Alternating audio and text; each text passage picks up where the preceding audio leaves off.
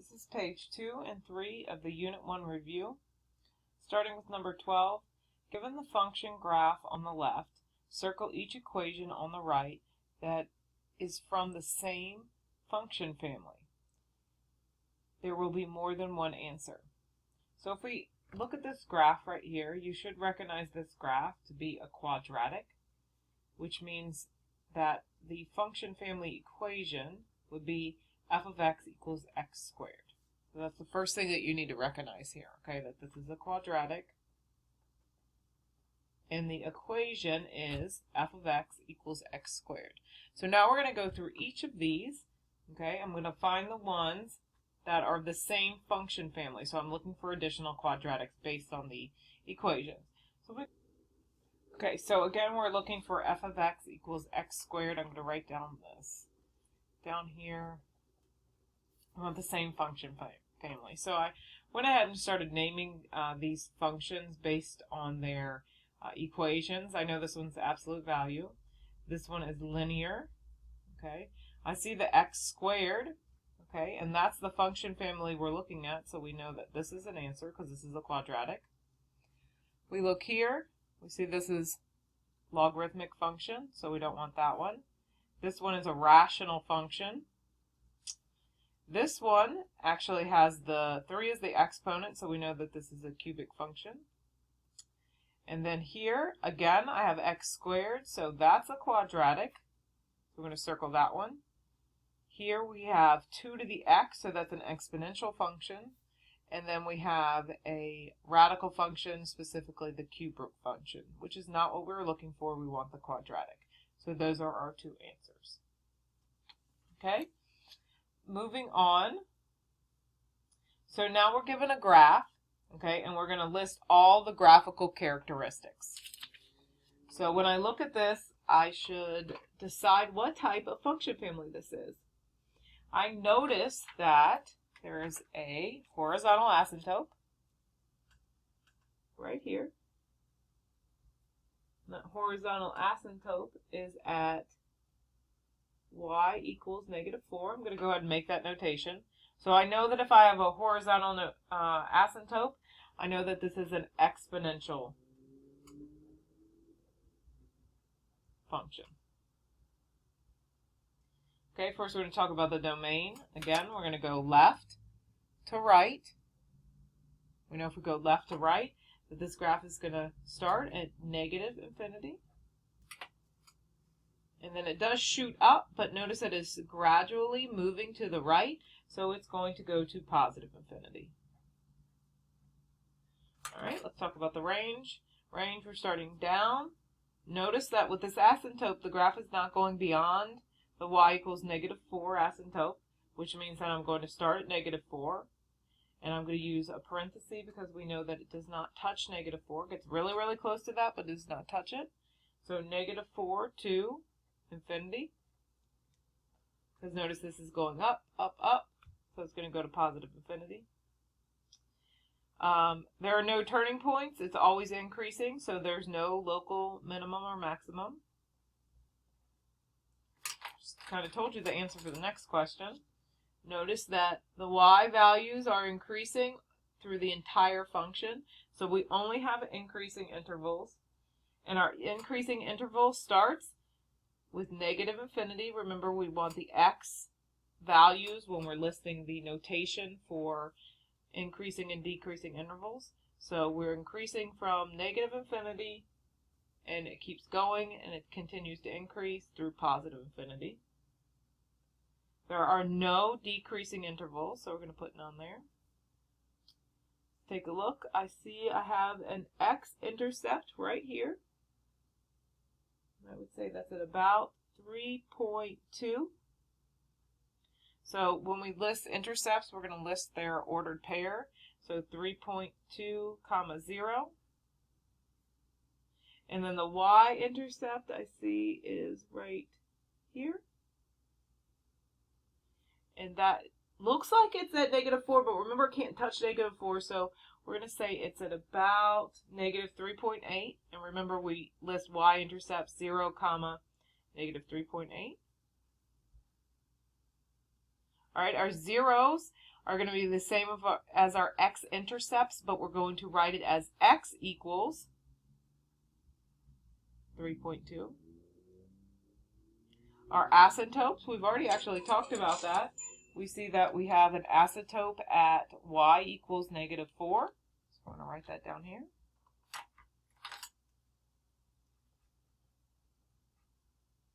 And then we have in behavior. Okay, so in behavior, so x, as x goes towards infinity, so we're moving x towards infinity, what is happening to y? And we see that y is also going to positive infinity. Okay, and then as x goes to negative infinity, we see that y is getting closer and closer to -4. Okay, it doesn't go past that asymptote. So as we go out here to negative infinity, f of x, or y, is getting close to -4. All right, let's look at the next one. We just kind of talked about these types of functions. So this is a quadratic.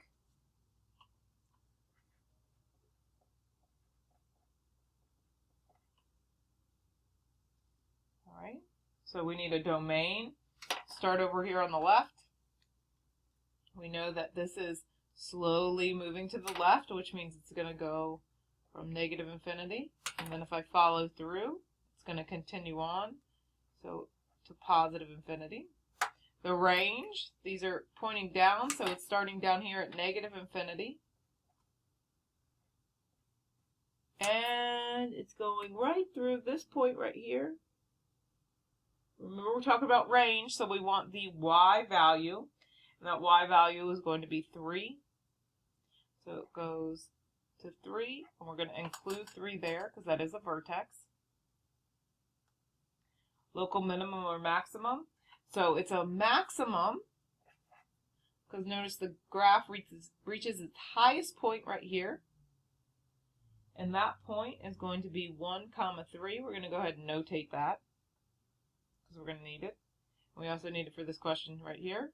So the ordered pair where the maximum exists is 1, 3. Increasing interval. Okay, let's take a look. So we've got an increasing interval. I'm going to highlight this. Increasing. So we're increasing from here, right here to that turning point or that maximum. And then we start to decrease on the other side. So decreasing. So let's list the intervals that is increasing and decreasing. So it's increasing. Remember, I care about my y values. So it's increasing from negative infinity. I'm sorry, x values. I want to list only my x values. And then it stops increasing right here. Well, this x value here where it stops increasing is at 1.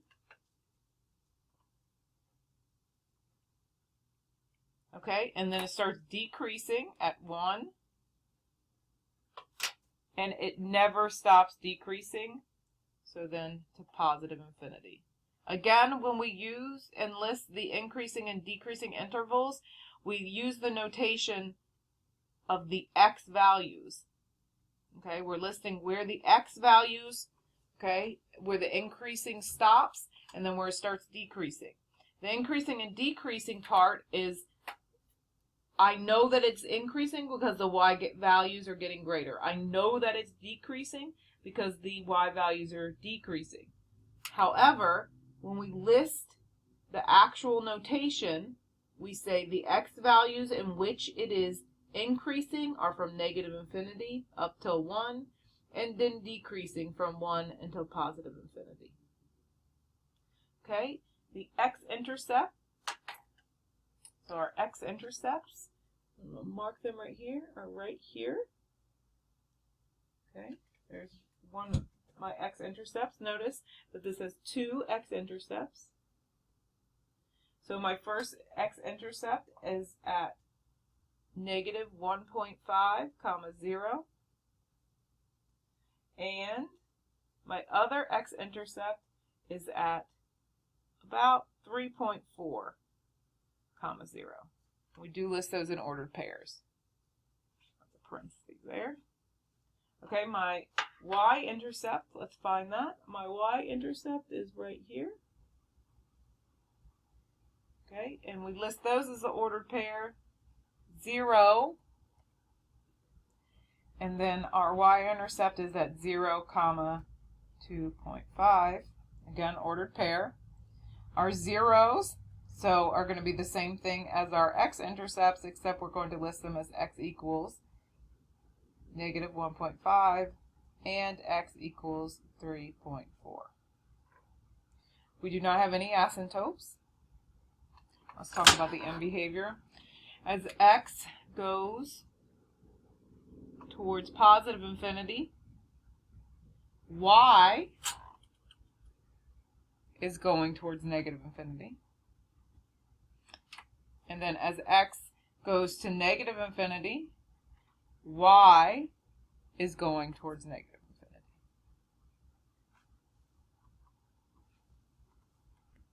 Okay, looking now at number 15, given the parent function f of x, identify the transformation made to achieve 32 times f x plus 18 minus 92. So this is a generic function, so we just want to look at this form here and figure out what's happening for each piece. Okay, so let's start here on the inside. I have plus 18, and we know on the inside of the parentheses that's insiders lie. So plus 18, if we're on the inside, we know we're changing x, but that plus is actually that we're moving to the left 18. All right, let's move over, and we have the minus 92, okay, because it's on the outside of the parentheses. We know that this is moving our y value, and the negative means we're going down 92. And then the multiplication of the 32 in front here means that it is a vertical stretch.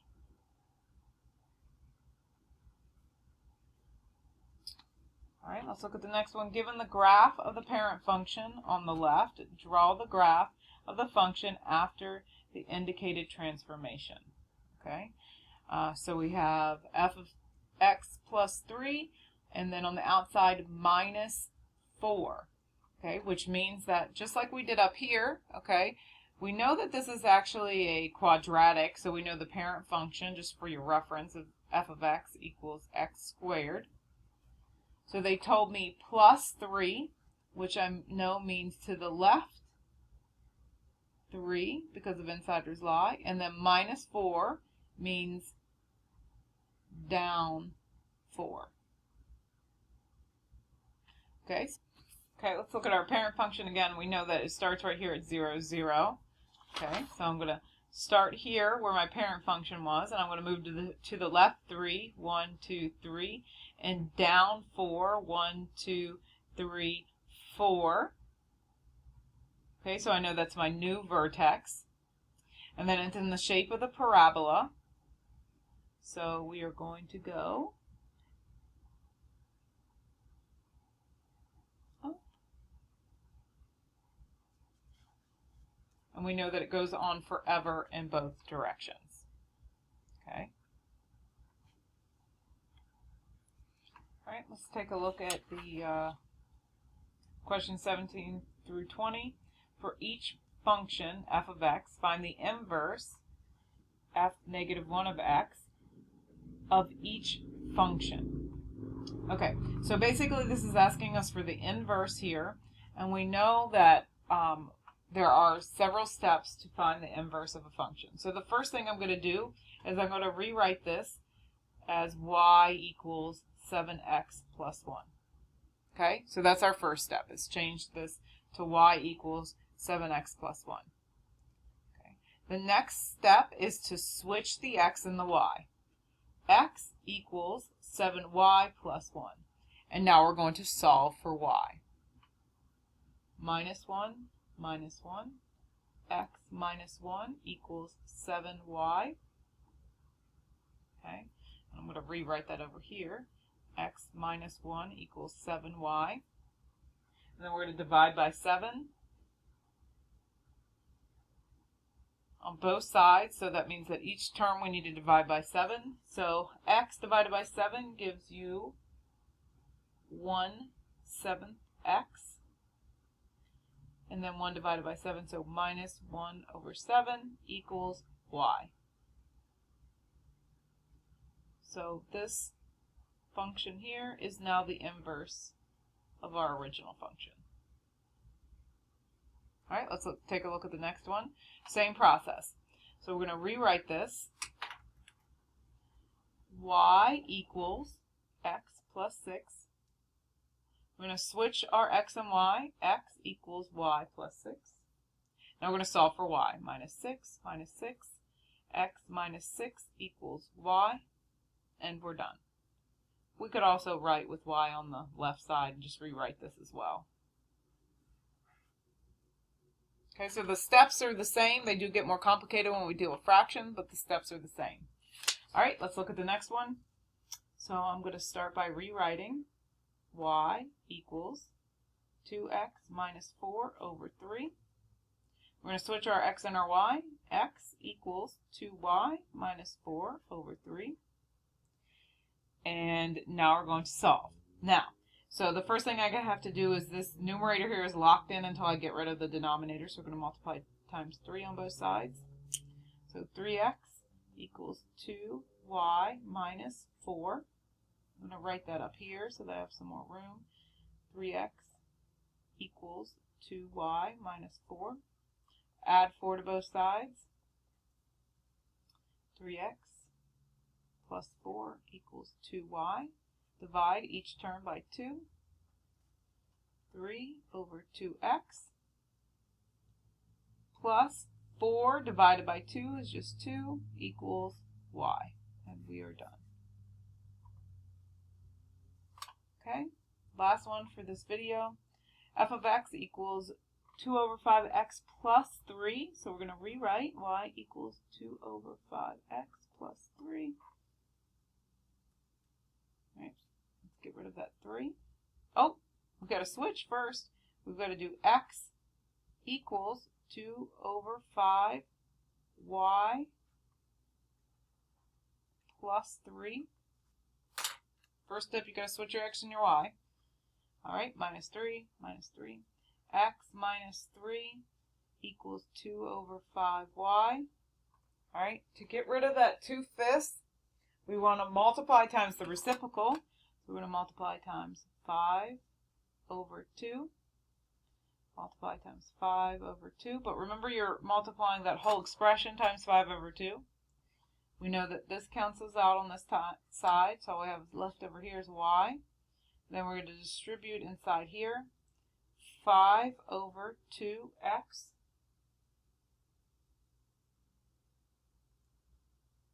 minus 15 over 2. And we're done. That's it for this video. We have one more video to watch for the last of the review.